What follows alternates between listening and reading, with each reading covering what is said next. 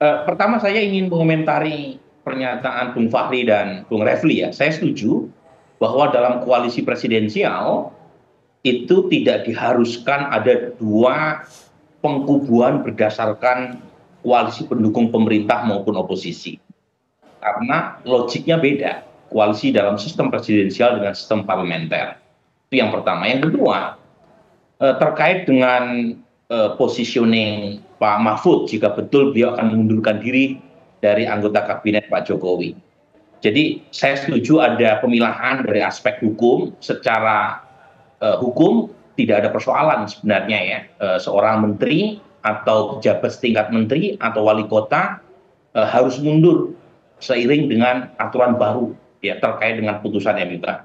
Tetapi secara politik apa yang kita lihat belakangan ini memang memunculkan problem etis dan itu saya kira membuat Pak Mahfud akhirnya mengambil keputusan untuk mengundurkan diri dari kabinet.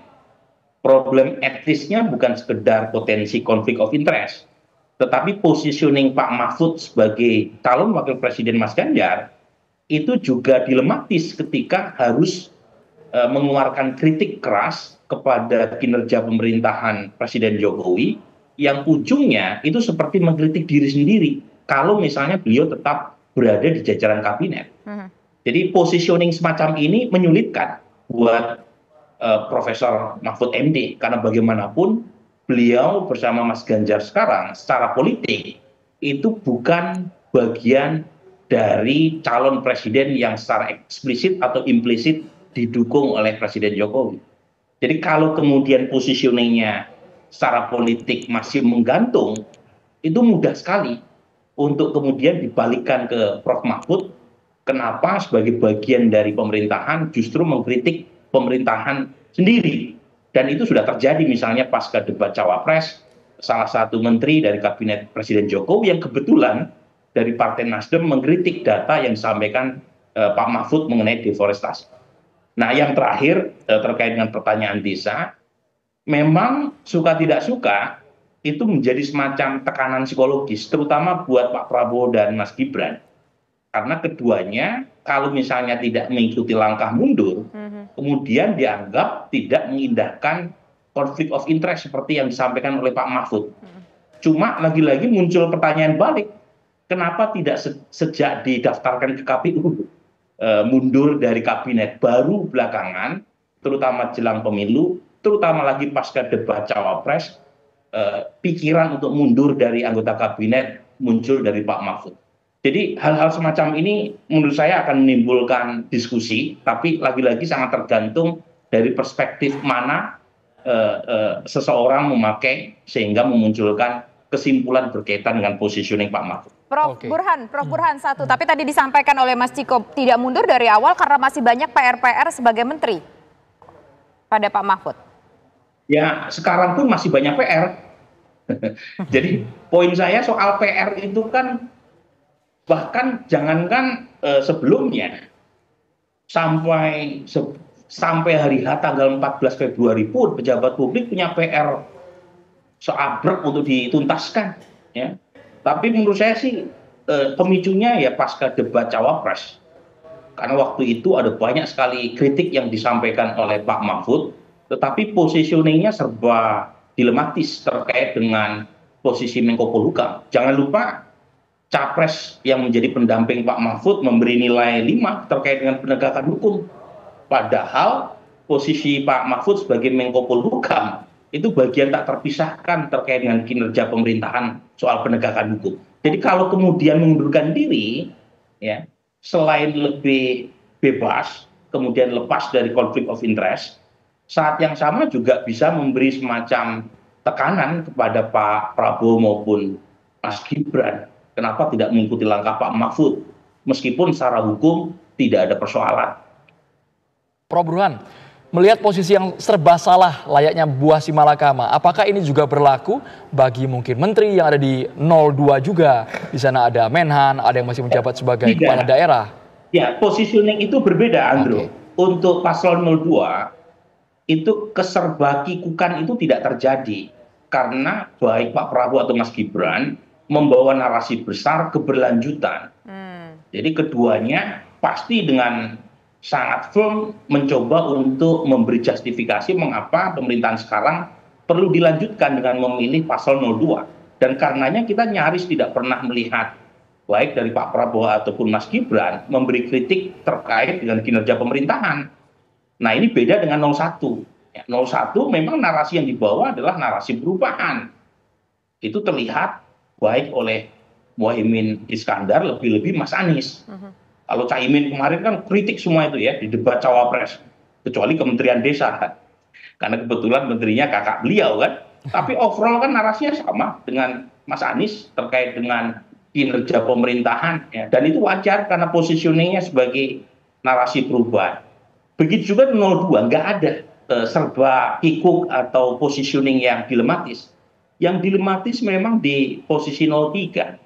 Karena bagaimanapun awalnya yang membesarkan Pak Ganjar adalah Pak Jokowi.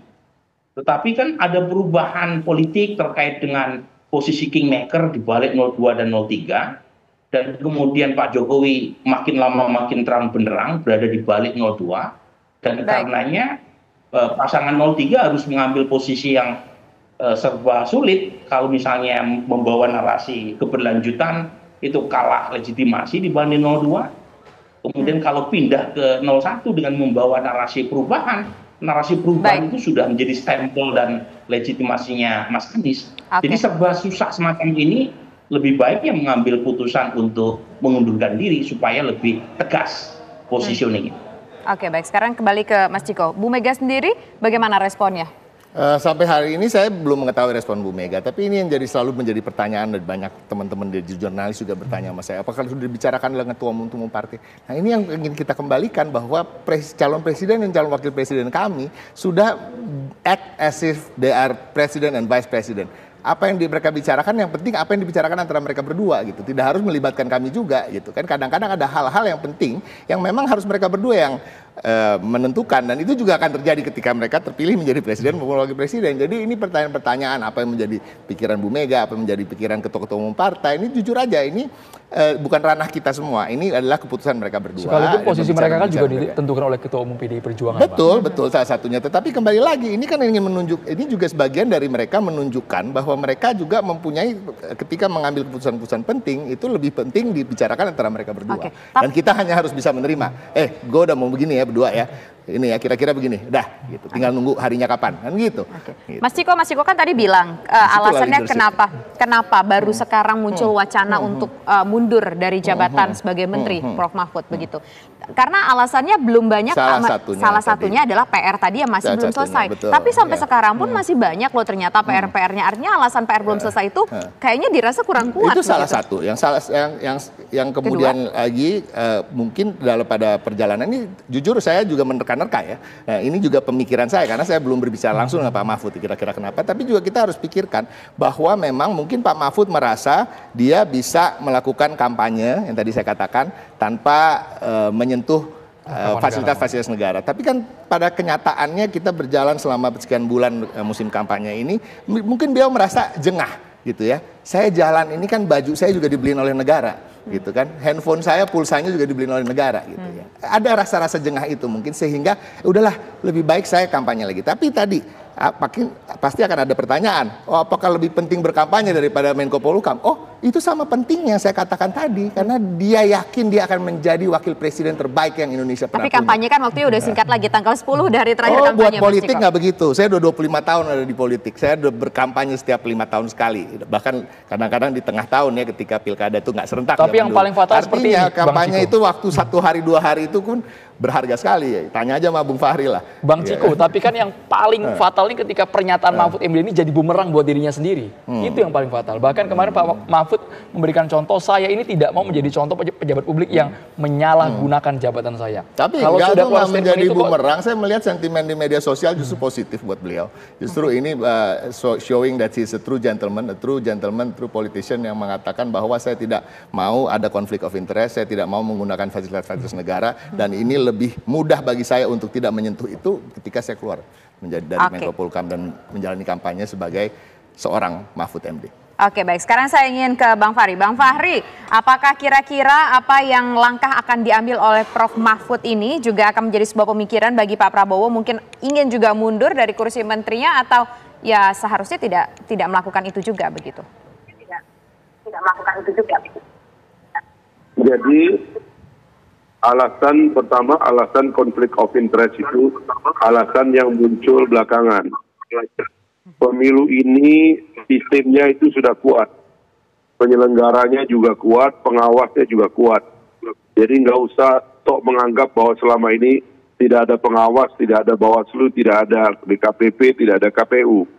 Sudahlah, itu alasan-alasan yang dicari belakangan. Yang benar adalah bahwa ada dislokasi, kesalahan posisi sejak awal. Kalau tadi Bung Refli mengatakan ini adalah pemilihan orang, sebenarnya tidak. Yang dipilih itu setidak-tidaknya rakyat ingin melihat 3 hal dari pemilu ini. Dia ingin melihat idenya, dia ingin melihat cara kerjanya, dia ingin melihat juga orangnya. Orangnya itu juga dipengaruhi oleh hal-hal yang ada di belakangnya, oleh timnya, ya, oleh partai politik yang mendukungnya. Semuanya dievaluasi oleh rakyat dan semuanya dinilai oleh rakyat. Itu sebabnya koalisi yang terbentuk adalah koalisi anomali yang tidak normal dalam presidensialisme multipartai kita ini. Makanya saya kembali kepada argumen. Satu-satunya yang relevan adalah yang mengatakan bahwa kami adalah koalisi besar, kami ingin melanjutkan pemerintahan ini, dan kami ingin meneruskan menuju Indonesia Emas 2045. Itu clear, konkret, mantap. Nah, yang lain-lain itu menjadi tidak jelas karena posisinya sebenarnya di mana. Ya, tadi itu dalam perspektif yang ingin dilihat oleh rakyat itu. Rakyat ingin melihat idenya, bagaimana mau menggabungkan ide last minute. Partai yang 8 tahun, 10 tahun berkelahi tiba-tiba gabung last minute. Bagaimana nanti kerjanya, bagaimana ideologinya digabung. Kabinet itu konkret, dilihat oleh rakyat kerjanya. 9 tahun, hampir 10 tahun ini kelihatan idenya, kelihatan teamworknya, kelihatan orang-orangnya kelihatan. Sehingga kalau mereka bersatu, pilihannya cuma 2. Mau diikuti keberlanjutan atau melawan. Nah, orang-orang ini salah posisi dari awal. Melawan tapi masih di dalam. Kerjanya sendiri dikritik. Serangan terjadi pada dirinya sendiri. Ya kan? Ya misalnya tadi dikatakan, oh ini nggak ada hubungannya dengan partai. Bagaimana nggak ada hubungan dengan partai? Ini kan konflik semua. Caimin muji-muji menterinya sendiri, tapi tidak memuji menteri lain dalam satu kabinet. Bagaimana dalam kabinet yang dipuji dengan yang tidak dipuji itu posisinya tidak jelas. Jadi sudahlah ya, yang terjadi pada Pak Mahfud MD itu bukan soal konflik of interest. Ini kesalahan posisi sejak awal. Saya menyarankan 01, 03 keluar dari kabinet, umumkan diri oposisi kepada keberlanjutan. Bilang stoplah pemerintah Jokowi, stop Prabowo, stop Gibran. Gitu cara ngomongnya. Kami nggak akan lanjutkan IKN. Kami akan tolak hilirisasi. Kami akan tolak infrastruktur besar, kereta api cepat kami akan hentikan. Gitu cara ngomongnya. Baru mantap di depan rakyat. Kalau ini nggak jelas, nggak posisinya di dalam tapi nyerang. 4 tahun nggak ada suara, tiba-tiba setelah dicalonkan galak. Kasihan ini birokrasi pemerintah menjadi kacau. Pak Mahfud itu penegak hukum di bawah polisi, jaksa, badan intelijen, tentara, semua bingung. Koordinator kita kok 4 tahun baik-baik saja, kok tiba-tiba sekarang nyerang kami, nganggap kami nggak kerja. Nah, yang begini-begini harus dihentikan. Caranya adalah bikin jelas posisi. Nggak usah ngomong konflik of interest. Ini salah posisi, keluar semua cepat. Lalu melakukan perlawanan dari luar, itu yang hebat. Itu yang saya kira gentleman kalau dilakukan. Bang Fahri menuding 1 dan juga 3 salah posisi ya Bang Fahri ya.